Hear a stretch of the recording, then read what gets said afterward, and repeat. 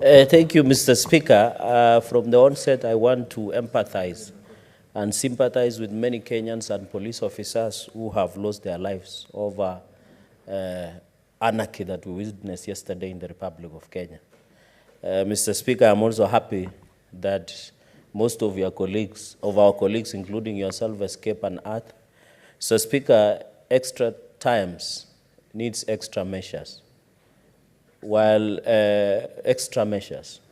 we agree, Mr. Speaker, that the conversation that started in good faith and with serious concerns is very valid. Mr. Speaker, we would not want to lose our country to people who want to take advantage of the situation that we are in as a country, Mr. Speaker. Mr. Speaker, let us remain focused. What happened yesterday at Parliament was unfortunate. It should never have happened. It should not have happened, Mr. Speaker.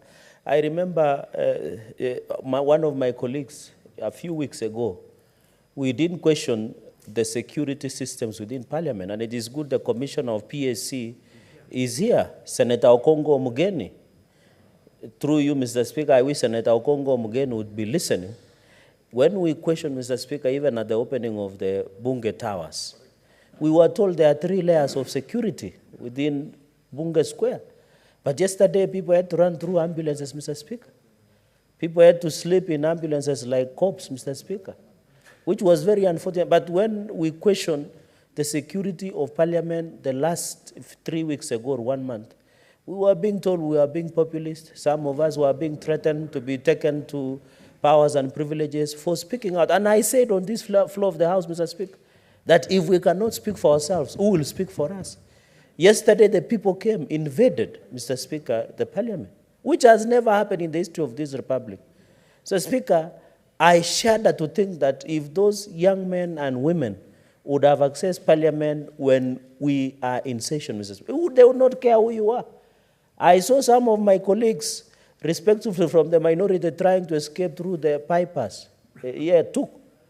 And I don't want to name names, Mr. Speaker. They were calling them enemies, and they were people of the minority side who have even voted no for the finance bill. Mr. Speaker, I want to assure the country, and as leaders, we must come together. Despite our political affiliation, despite our thinking, it will not matter whether you are on the minority and majority. When the Gen Zs come for us, they will not care how you spoke or the affiliation that you have. They will only care with one thing. What have you done for this country, Mr. Speaker? What have you said? And I agree, it is the time to fight impunity, to fight corruption, Mr. Speaker, and anybody who has taken public money, Mr. Speaker, anybody who has shown arrogance and impunity, Mr. Speaker, including even counties, and I want to challenge governors, they might feel that they are safe. In fact, from the sources, allegations are appearing, the next stop is county governments, Mr. Speaker, and county institutions, because Kenyans are tired. They want to have a country. And I'm happy for the first time, as a country, we're having a conversation by the people, and for the people, for the sake of the betterment of the future of this republic, Mr. Speaker.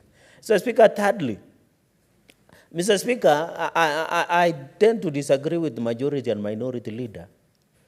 Even in terms of war, in Iraq, in Israel, and everywhere across the world, there is no way Parliament has run away from responsibility. Mr. Speaker, respectfully, while I agree there could be persuasive reasons, if we run away when our leadership is needed more than ever, who will provide leadership from Nyamira?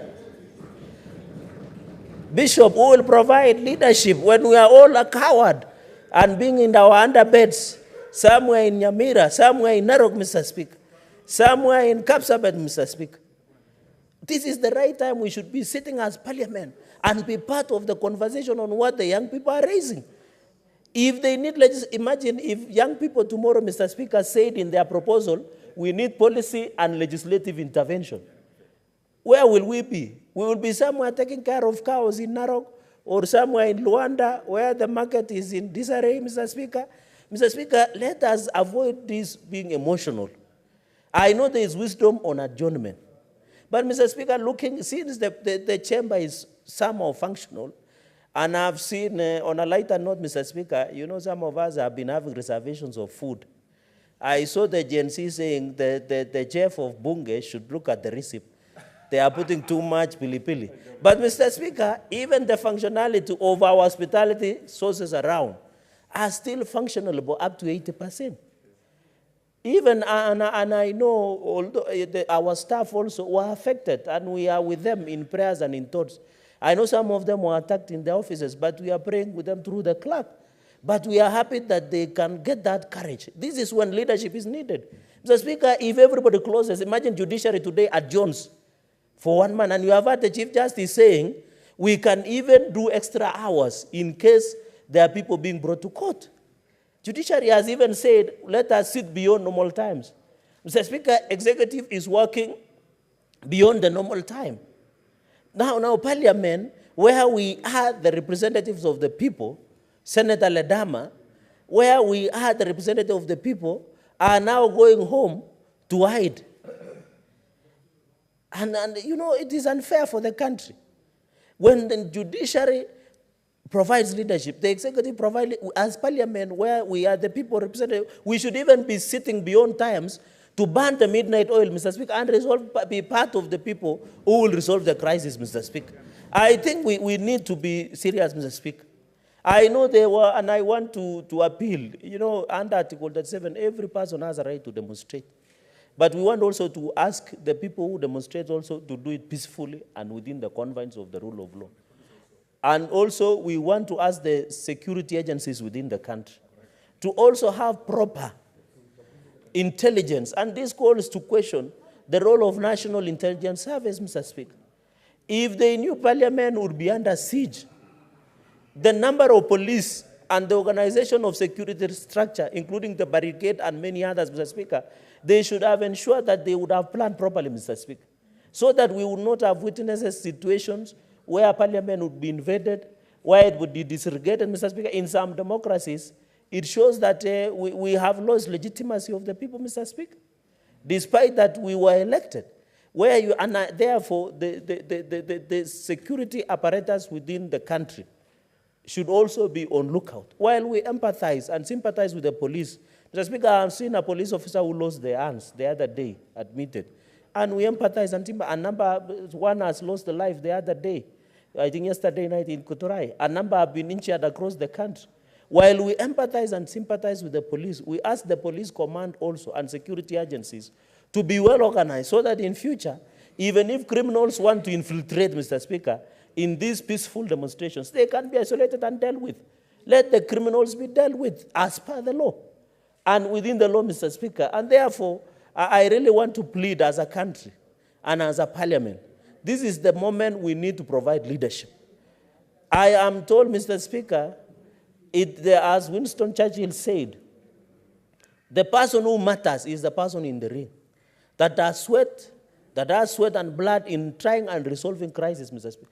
When in crisis, this is when leaders are made. This is when leadership is shown. Senate Minority Leader, it is not okay for us to adjourn and go home and go and do our things and watch things through social media, through TikTok, through Viewsasa or any other media outlets, Mr. Speaker. It is us as a Senate, Mr. Speaker, I expected today in the morning to be sitting as a Senate. How do we become part of the solution to this process, that the challenges that we are facing as a country, Mr. Speaker? And I'm happy that you have found time, Mr. Speaker, to be here, despite the challenges that we saw yesterday, Mr. Speaker. Finally, Mr. Speaker, no, but that was the only way. It was a security arrangement using ambulance, Mr. Speaker. But we are happy you are safe. Other people who use ambulance, like Senator Jute, did not succeed. Their efforts were thwarted by well-organized, Mr. Speaker. And Senator Jute, in future, I was advising him, he should get a Red Cross ambulance and get the flag. You know, those ones under the law, they cannot be stopped, and even demonstrators understand. And that is my advice to Senator Jute. Finally, Mr. Speaker, this is the right time as a country to engage into the going future.